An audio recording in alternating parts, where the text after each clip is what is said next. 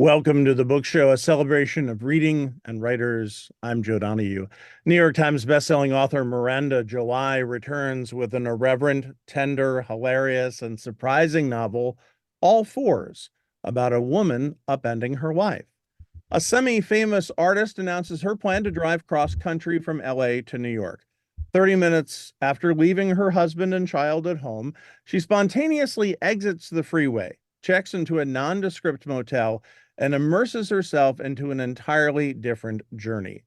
Miranda July's second novel tells the story of one woman's quest for a new kind of freedom, part absurd entertainment, part tender reinvention of the sexual, romantic, and domestic life of a 45-year-old female artist. Miranda July is a writer, filmmaker, and artist. Her debut novel, The First Bad Man, was a New York Times bestseller, and she also authored a collection of stories, No One Belongs Here More Than You. The new novel, her second, is All Fours, and it's a great pleasure to welcome Miranda July to the book show. Thank you very much for being with us. What an honor to have you on the program. Yeah, glad to be here. I've heard various versions of the origin story of this novel, but as far as you're concerned, the initial thought of how this came to you, which ultimately was out of a short story, right? I mean, that's where the voice came from. Honestly, when I think back, yes, I started writing at 45, but really from age 40, I started to have this feeling like the road ahead just dropped off, both in terms of like basic medical information about my body, which was weird because there had been so much involvement in my reproductive system, sort of over involvement. And suddenly that was over. And there was no more kind of imagery or stories of the road ahead. But meanwhile, there was this feverish whisper network among my friends about not just our bodies, but our marriages and our desires. And everyone was questioning everything. And that's around the time when I wrote The Metal Bull. And the response to that from my female peers, other writers and artists, was so intense that I thought, oh, maybe this whispered conversation can be loud. Maybe I can put all of this in the book, the shame, the radical questioning, and it felt like a big risk, high stakes, but I knew I wasn't alone. The Metal Bowl was published in the New Yorker, I think around 2017, and is about a middle-aged woman who in her youth made a porn clip, an amateur porn clip that for a time caused people to recognize her. What was it like for you to write that story? Obviously fictional, but then how it's responded to. I remember thinking, because I mean, maybe from my other work, usually the characters are more charactery. Like it's Right. usually much more obvious, like, Yes. they just don't look like me. They have a different job. And yeah, with the Metal Bull, I didn't do that. It was still just as much fiction as you say, but I had this kind of embarrassment when I remember submitting it to the New Yorker and thinking, well, thank God this won't get published because it has too much sex in it. I'm just sending it in just to sort of show that I'm still writing. And then they did publish it. And I guess the anxiety about being conflated with my narrator or that there was something kind of, I don't know, sad or boring about, a woman my age living a life kind of like mine. It all just kind of went away when other women began sharing their stories with me kind of in exchange, having read the story. And those stories didn't seem embarrassing. They were really exciting. And I was like, okay, maybe I got it wrong about myself. And maybe none of us needs to worry about this, that these stories aren't interesting. Once again, I mean, it's fiction. I had my way with this character, but I also didn't create all the armature that I was used to creating around my fictional characters. I let her have my job. I didn't name her. And then I went ahead kind of loaning loaning my body, as it were, kind of the way an actress does, like we love to see a familiar face in a new role. In this case, you don't seem like you mind at all if people make the connection to you. I guess it's like, we've all read all this auto fiction in the Right. recent years, and it's has this urgency and excitement. And I always feel, these are some of my friends, Sheila Heti, not that anyone claims the title of auto fiction writer, but I always feel sort of old school, little Hollywood, because I'm so interested in plot and character and twists and turns and reveals. And I'm kind of envious, honestly, of that alive urgency that autofiction has. So I guess I tried to take a little bit of it. It especially seemed like maybe a more dignified way to approach the fact that it's gonna be conflated anyways, in part through my own doing. I mean, not every writer acts in Mm. movies that they wrote, like I've heightened the problem. And so it seemed like, well, do something creative with that. Like, don't just whine about it and be like, it's not me, be like, okay, so you're picturing me. Well, let's use that. Let's use that as a interesting tool to make this story feel more immediate. And as you were thinking about this and considering age and desire and marriage and gender and all of those things, you're in the process of making Cajillionaire, right? I mean, Yeah. this is all sort of happening at the same time. Yeah. Yeah. It was nicely kind of submerged, partly because my focus was on Cajillionaire, but I wrote down little things. Like I had this just dedication, and without knowing, what was coming in with the new book.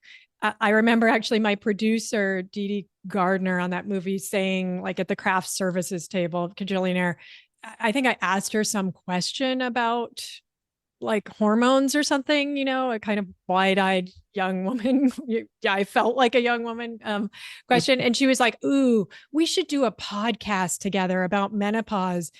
And I just like stared at her in horror. Like there's nothing I'd like to do less, but she's also my producer. So I was like, yeah, great. And I went home and I wrote that down, and I was like, what does she know that I don't? Why was I so horrified by that, given the fact that I am curious? And I asked her questions that she realized, a lot of people didn't know the answer to. Yeah. So these things stuck with me on the kind of back burner, and I wrote them all down. Yeah. And then I looked through a few hundred notes and realized, like, oh, this is a pretty wide, deep world of themes that aren't going to get boring. The scene, it comes early in the novel where the character gets off the highway and is at the motel and then suddenly decides to just redo the entire room and spend $20,000 in the process. That is one of the greatest chapters of fiction I've ever read. That No. that's just delightful because it sets up just about everything. But it is so, if you take it out as its own jewel, it's just gorgeous. Oh, that's so nice to hear. Yeah. It's funny. I wanted to do that in the kind of unconscious way where you don't realize that this pleasure of redecorating the room is sort of the tip of a much larger iceberg under there. This kind of idea of what Right. makes a home, and can you create a home in a new way? I think the pleasure of the craft of like the wallpaper and how it would be done, all the intricacies of that. I found an old note recently. I had just read Helen DeWitt's novella. I forget what it's called, but there's a dressmaker in that, and she's making a dress for there's something high stakes about the dressmaking. And I remember what I wrote down was that it stayed interesting, that I couldn't understand why these tedious dressmaking details were not boring me. I kept turning the pages, but it gave me permission. I made the connection to these hotel redecoration scenes I was writing. And I thought, well, if the stakes are high enough, if you feel, in your gut that this matters, then you can get away with that. you can Right. you can take the reader through that. The other thing too is that while, as I said, it can stand on its own because just in and of itself, it's a very funny story. Right, right. There's a lot of humor to be had there. Yeah. It tells us a lot about this woman. I expected the character to move on, to continue. And then as we realize that that's not going to happen, and I mean geographically move Yeah. on, that that's not going to happen, this is when we start to learn more about her and more about what she is surviving, how she is feeling, and as she is becoming deeply anxious about the changes of her body. Right. It is a good container. And the conceit of that she has to keep reporting back on her trip across the country, as she, lies to her husband, and the terrible feeling of lying, but also it kind of takes you further and further down a very personal road, like you're the creator of your fictional world, which, yeah, I mean, I was doing as I was writing it, and then she was doing with her family, I guess creating space in which to consider who she really was now at this midpoint in her life. Miranda July is our guest. The name of the new novel is All Fours, and it's published by Riverhead Books. We learn of the cross country trip. We also find out an awful lot about her husband and her child. Talk a little bit about that dynamic, about that relationship.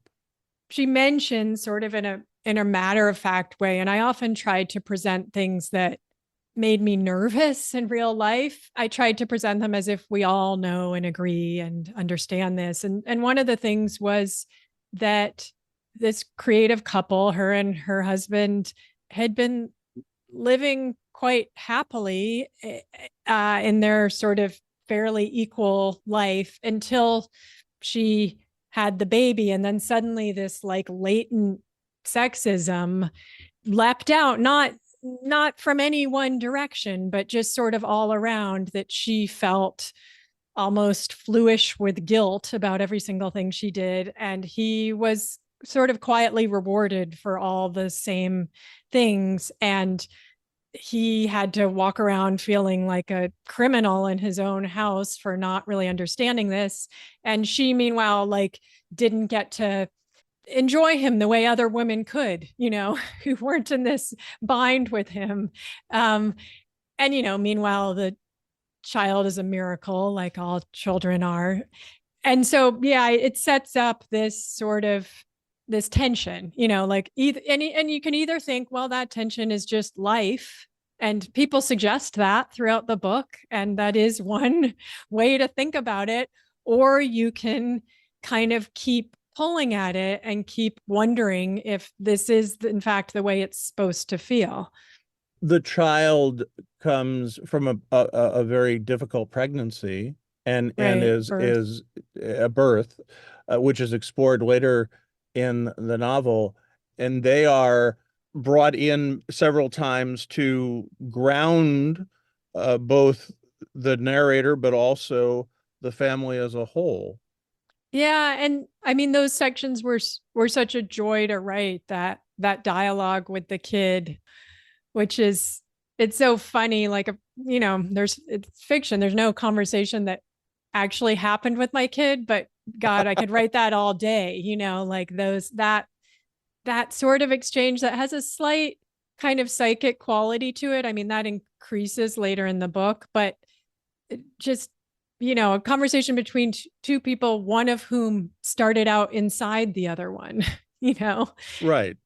When you think about the characters too, you touched on this just for a second ago, but the friendship you have with Jordy is or the in the book, the Mhm. friendship they have with Jordy it is so fascinating because it is you make this as this is the person I can share anything with. This is the person I can tell absolutely anything to. I know, which is, it's funny. I think that's what I guess I'm saying we women, but maybe for men too, we believe our friends are until we get married. And then there is this strong push to lay that aside and have that person be your partner. In fact, it's sort of um, frowned upon to get too explicit about your sex life, about your relationship with anyone outside your marriage, except maybe like a trained professional. And that is one of the frustrations of the narrator, is that everyone is so siloed. All these marriages are so siloed that no one knows really what anyone else is doing or how it's working or if it's working. And so change is particularly hard and slow, in contrast to, say, the open sourcing that happens with technology. Uh, the shared knowledge, the working together to, like, move things along really quickly, which she eventually does try and do with the marriage. But Jordy it's funny, when I was writing a pretty early draft, I remember my editor saying, Jordy is the most fully realized character, besides the narrator. And initially I was like, oh, wait, is that a problem? I mean, she is married. There's, this child. And then I thought, no, I think that's just right for this book. Like, that person needs to be very, very real, because there's something kind of risky and dangerous about making that relationship almost primary, when in fact we're told so clearly that should not be the primary relationship. But there's so much questioning like that about where you keep your real self. And correct me if I'm wrong here, and this is a wrong way to think about it, but because Jordy is so accepting of everything that the narrator does and talks about, Kind of. I feel like she's a mostly, little wiser. mostly, Yeah. to the point where that helps us as the reader Mm. accept, perhaps for want of a better term, the more unconventional, the more drastic ideas and decisions that are made Right. by the narrator. Yeah, I guess maybe what I was reacting to is Jordy isn't the same as the narrator, but she does accept the way the narrator is, which I think is kind of a special gift when Right. when you're able to say, well, I'm not like that. I actually do revolve around my partner, and I don't want to take these risks. I don't want to lie. It makes me uncomfortable, but you are this way, and I see you, and I see the importance of what you're doing. She only kind of taps her away from like certain disaster, you know. Yeah, I think the phrase is we wouldn't cheer each other off a cliff. Oh gosh, yeah, the cliff. There it is again. Yeah. And that because there is no judgment from that, then that allows the narrator to continue to provide information, because it isn't going to be something where they're going to be judged, or that friendship is going to be fragmented in any way. Right. Right. I remember playing with that at one point, this like falling out between them. That was a dark period of writing. I thought it had to happen for, reasons of tension or whatever. And I was so glad when I realized it didn't have to happen. In fact, like, there could be a lot of other sort of treacherous things to withstand, but that relationship didn't have to be one of them. Yeah. And the fracturing then comes with the relationship with the narrator's husband. Right. In, I hope, a new way, in a way Yes. that, yeah, she doesn't blow up her life. I think that's a kind of easy phrase, but she's more riddled with uh, fear than a person who would just do that so recklessly. It's a process, which was interesting to, it's like, you don't want to, I'm never interested in writing a book that has a lot of the the real conversations that would have to happen, which Right. might include with a couples therapist, which might, you know what I mean? Like whatever, the sort of New York Times op-ed piece about marriage. That's, then I'm suddenly just don't want to write anymore. So having these scenes, these like kind of what we would call in film, like playable scenes, scenes actors want to do, was so essential to me, just keeping my curiosity intact through the really tricky process of how does it feel? How psychologically do you unbuckle to people in a structure that's so well trusted? The structure that is so well trusted. Explain that a little bit of that. Well, Meaning the conventional novel. I'm actually meant marriage, but we could also say the novel. Well, there you Yeah, go. yeah. I mean, it is. I tried to question both of them. It's funny, all these sort of polyamory books and articles coming out, I foresee some lumping together with that. And of course, I curious about those things as well. It's not in my constitution, I think, nor in a lot of people's constitution to just, go fully polyamorous. But I think, yeah, just sort of even the thing of like, okay, we're agreeing to sleep in the same bed in the same house forever. Like, that's funny. That's a kind of funny, almost like a sort of fairy tale or something, like Right. a sort of old timey thing, given what our lives are like and how much women's lives have changed since that idea was kind of brought. I always feel like I need to quote like since 1862 when that idea was invented, but I obviously it was before then and I don't know the date. Um, so I guess I always think the power lays in this kind of subtler version of questioning, not the blowing up version, which you're just in a constant state of reaction to it, of picking up pieces. But these subtler questions, then you yourself become really implicated from moment to moment. And that's in a way harder. Speaking of subtlety, the sexual nature, the descriptions by the narrator of their wants and their sexual desires, that is not subtle.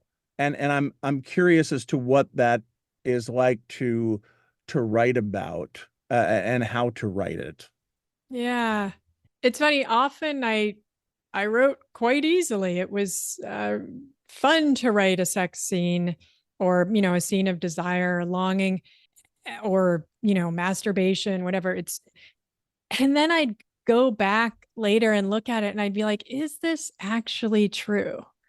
Because it's hard, especially if you're someone who, as many of us, like get off on turning other people on. So it's like a circular. It's hard to find the end of that loop, and separate the mind and body and figure out like what is really going on. What is sex? How much of it is a concoction? Could a sex scene not even involve sex as we know it? Right. And then, as a writer, I also started to realize that consummation, if you've successfully built up enough desire, like wound the narrator and all the readers up enough, then that consummation is sort of like money you get to spend on whatever you need most in the book, which after a while I realized I needed it for some pretty challenging things. Like this book is about aging and to reconceive of how you see older women. Like if could I consummate that? And so I did. And that was many drafts in that I realized, that I could kind of spend my sex in that way. So even as you're describing that, and you used a phrase a moment ago of looking, is that even true? And so as you build this up and you have to use your term, that currency, if you will, does that buy you truth? I mean, you got to stay close to the ground, right? You can't just get sort of theoretical. about sex, that's not going to work. It's the body. And Right. any body reading it can feel the lie, which is kind of great because I get nervous when I get too theoretical. I can't afford more than like a sentence or two that that has someone thinking a thought, in a sentence, like in a written way, like I live most in dialogue. I live best in the sort of reality of how people mess up or say the thing they don't quite mean. I think I kept it true because I also kept living alongside the book, and I outgrew versions of of the narrator and grew into new ones, and so I had that perspective to write from. I don't know if this is valid or not, but you're also writing this at a really tough time in our world. I mean, Yeah. there's what you're going through, there's what the narrator's going through, and then there's what we're all going through. Yeah. I know. I I don't know if anyone will read this book politically, but for me it is my most political book. The urgency I felt in it felt like, let me just take everything I have. I'm not a activist. I'm not gonna suddenly have skills that aren't native to me, but I do have a lot of other skills, and maybe I can kind of compress them all into what I do best and throw that book, that rock at a lot of the most intractable frustrations of this moment, of this sort of borderline fascist moment. Borderline, I don't know, I'm just trying not to say fascist. Right. Yeah. Well, and especially for women. Yeah, especially for women. Miranda July's new novel is All Fours. It is published by Riverhead Books. Thanks to our producer, Sarah LeDuc. Write to us at book@wamc.org. The latest on National Productions programs is available via the Airwaves newsletter at wamc.org and on social media at WAMC Radio. Bookmark us for next week. And thanks for listening. For The Book Show, I'm Joe Donahue.